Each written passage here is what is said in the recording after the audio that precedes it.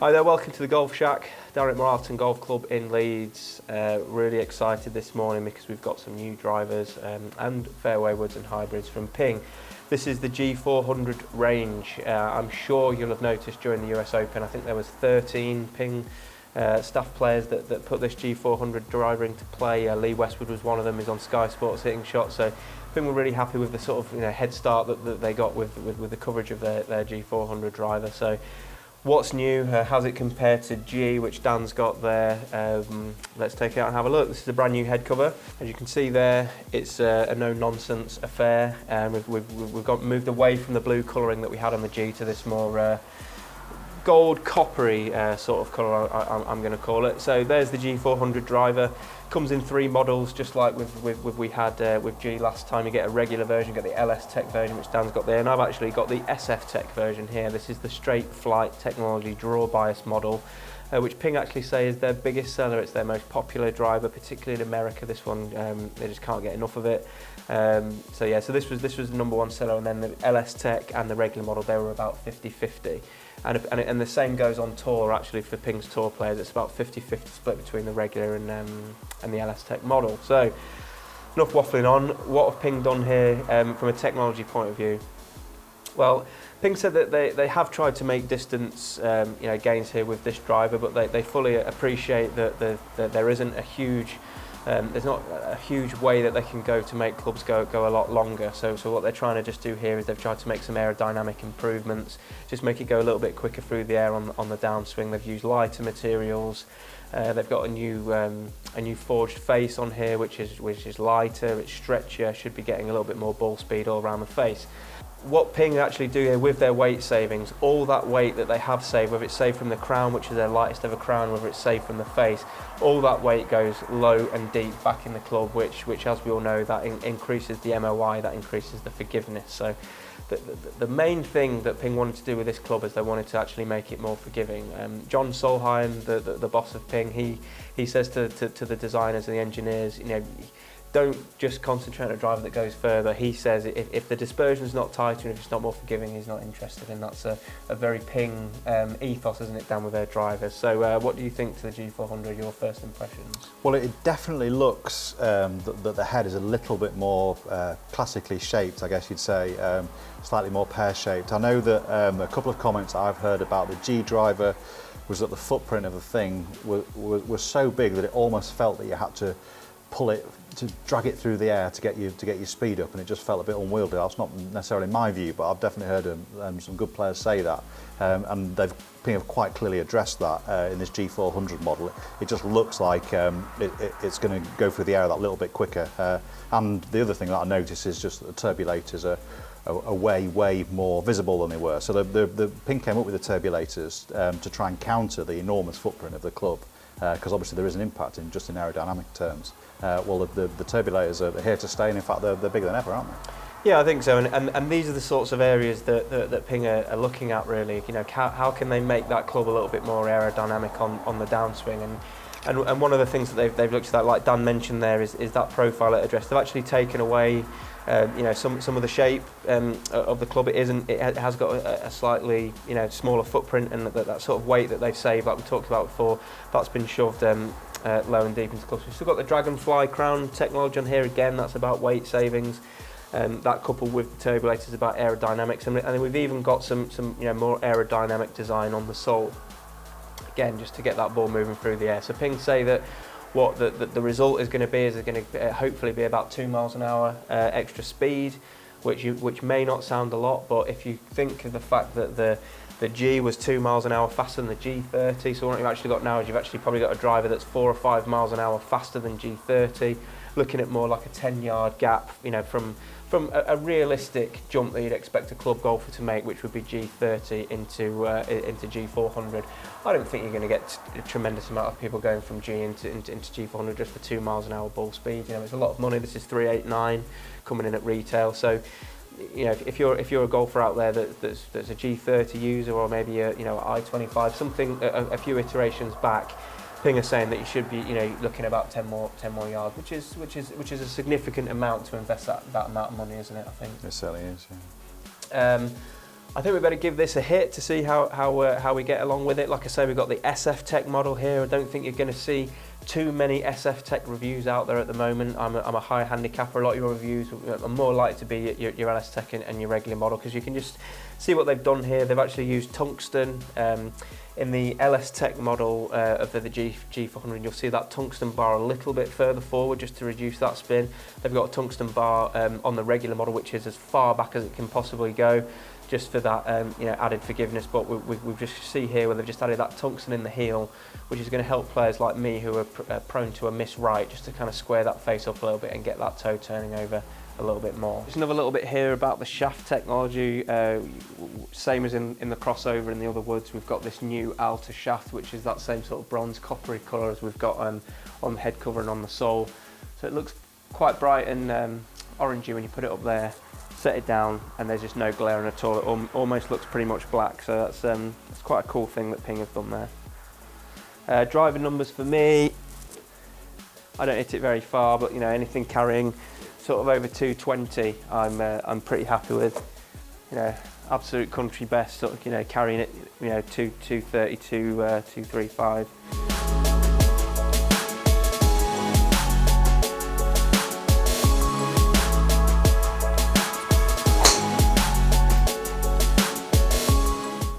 Good start. Yeah, it felt really nice off the face.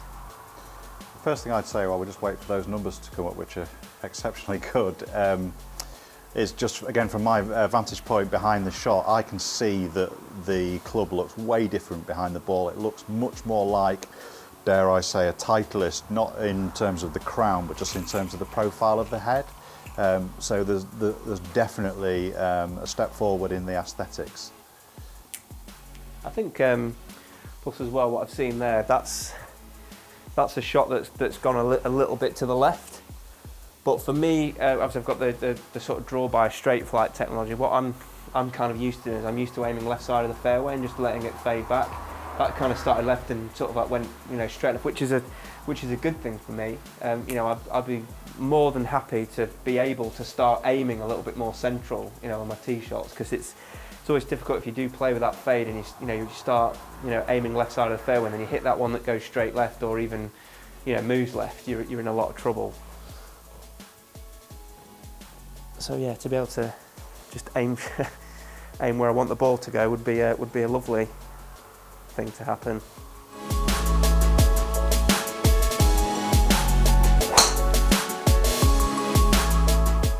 The other thing I'm listening out for, a really good shot, James, and we're literally on the second shot here, let's not get too carried away, and we're also inside, but I'm hearing some different acoustics there. Yeah. Again, if people do want to criticise this model, a little bit screechy for some, a little bit harsh, I suppose, not screechy, harsh you'd probably say. Well, that's a very different feel and sound. It's interesting that you say that. That was a definite area where Ping had tried to improve. They said, particularly with the LS Tech model, they said that sound just was a little bit harsh. But with this, they've got this new forged face on here. They're saying that's definitely going to improve that feel. And let's get carried away. Total 251. That's really good for me. Didn't want to say too much about that. But again, what was really pleasing for me was that ball fight, was just the straightness of it, and if anything, just an ever so sort of slight draw at the end. So positive signs for me with this driver so far.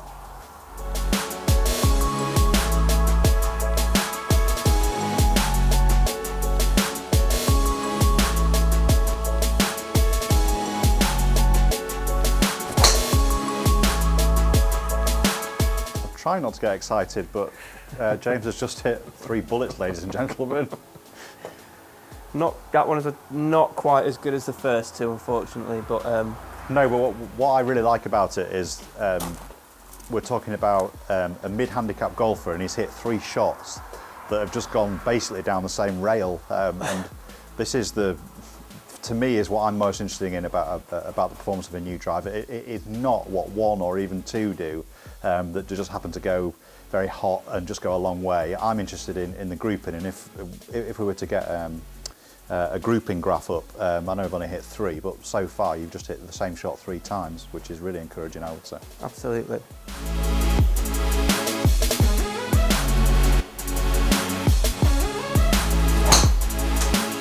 See, that's more like my common miss, that sort of one that just goes high left to right. Yeah. And you can see it's suffered there quite a lot with the carry because it's just gone so high with a heck of a lot of spin. But I'm going to say that's done quite well for the shot though. well, I was just about to say, if that's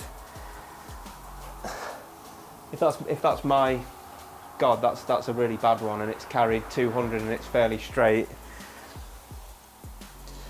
I think especially with driver mishits, you can't ignore them. They're just part of life. You know, we're all amateur golfers. It's a very hard game.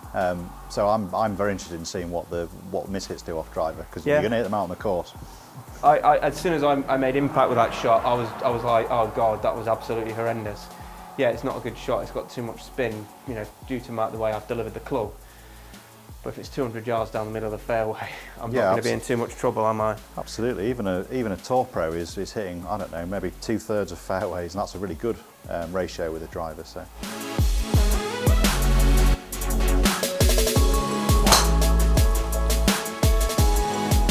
Again, bit high and a little bit spinny, but it's going to be on the fairway. Carry 220, total 230. I can't. If you're saying a mishit has got within 10 yards carry wise of a good one, that's absolutely huge. And I'm confident enough, having seen 5 or 6 shots now, or having heard them, should I say, absolutely loving the sound this driver's making. Yeah. That is absolutely night and day. What I think you'll enjoy, and I think what Dan will enjoy, is just that feel. I've been open on our videos before and say I've never particularly enjoyed the feel or had the wow factor out of Ping clubs, whether that be G30 or G. But this it's a totally different feel. It's got a really nice sort of, you know, soft feel off the face. And I think, don't want to confuse things here, but effectively sound and feel are the same thing, aren't they? And because that sound is so much sweeter, you know, it's got a lovely feel. Yeah, we can assume that what we're hearing is what James is feeling at impact. Yeah.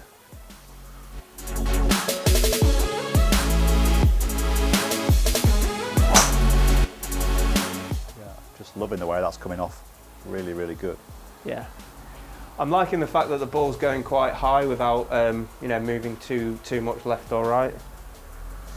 I mean, the great thing is that what we're seeing here is shots that are all fractionally different. You know, I can see that the launch monitor data is varying from shot to shot, and I can see the flight is, but the results are incredibly close from one shot to the next, which would suggest that there's some very, very good engineering going into this club.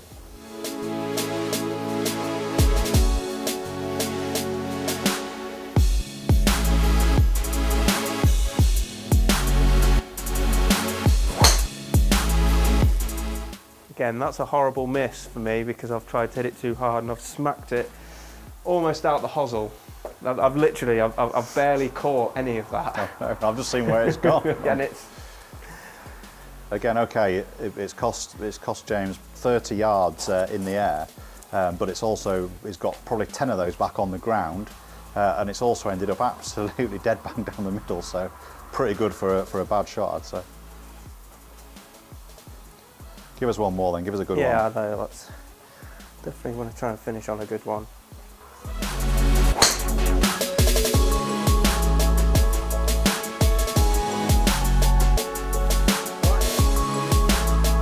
Yeah, got to be enjoying that.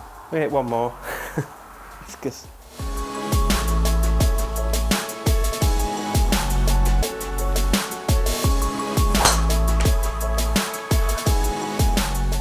Too high. A bit high, but pretty decent again.